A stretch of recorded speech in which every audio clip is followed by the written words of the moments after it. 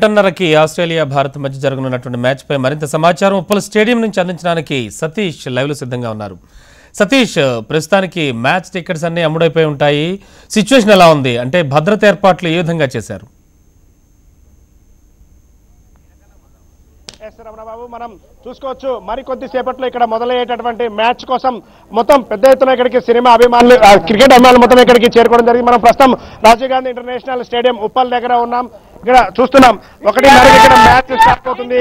దానికోసం India match చూసేందుకు చాలా సంవత్సరాలు ఈ మ్యాచ్ కోసం చాలా మంది ఎదురు చూస్తున్నారు.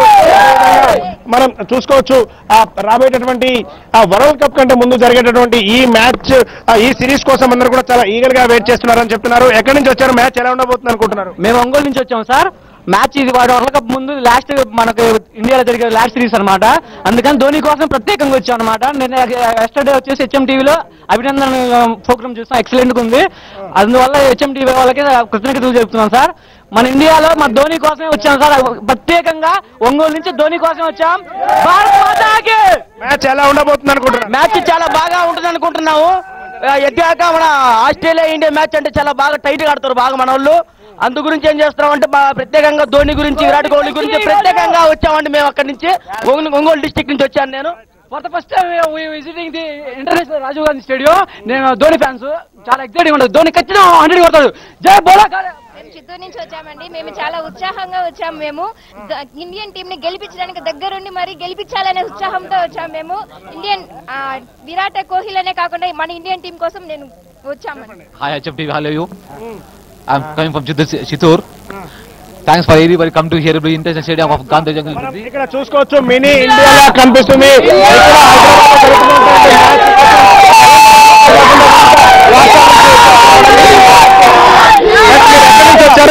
ఎలా ఉండబోతుంది అనుకుంటున్నారు మ్యాచ్?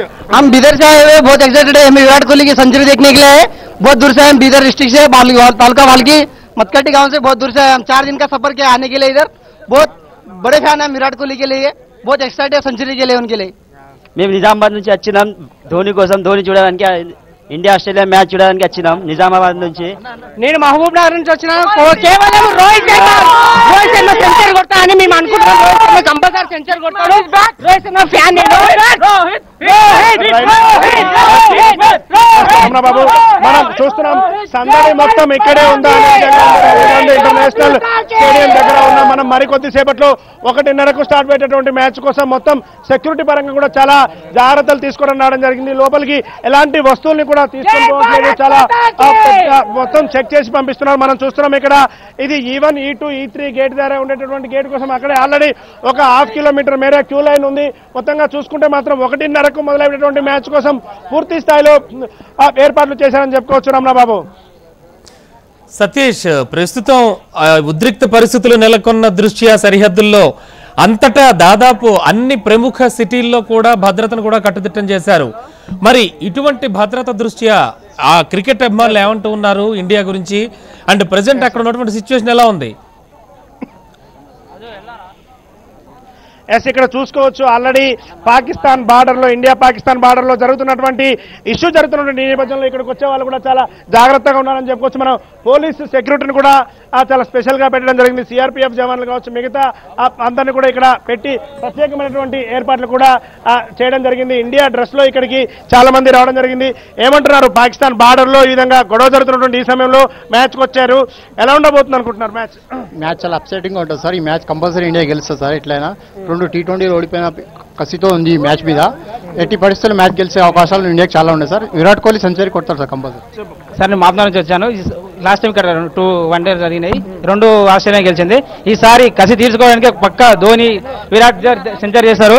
పక్క ఈరోజు విన్ చేస్తారు. ఈ రోజు అందరు కూడా మ్యాచ్ ఫేర్ లోనే ఉన్నారు. లోపలికి ఎప్పుడు వెళ్దామని చెప్పి స్పెషల్ గా కూడా ఏర్పాట్లు చేయడం జరిగింది.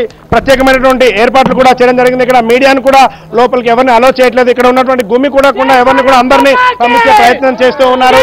ఇక్కడ చూసుకుంటే ఇక్కడ ప్రస్తుతం ఇష్యూ జరుగుతున్నటువంటి ఈ సమయంలో పోలీసులు ఎక్కడికక్కడ భద్రతా ఏర్పాట్లు కూడా చేయడం జరిగింది. మనం చూస్తున్నాం ఒక దగ్గర 10 నుంచి 15 మందిని ఎవరిని కూడా గుమ్మి కూడకుండా కావచ్చు, ఏమైనా అవాంఛనీయ సంఘటనలు జరిగే అవకాశం ఉంటుంది కాబట్టి పోలీసు భద్రతా బలగాలు కూడా ప్రత్యేకమైనటువంటి ఏర్పాట్లు చేయడం జరిగింది. Ramana Babu. Okay Satish, thank you.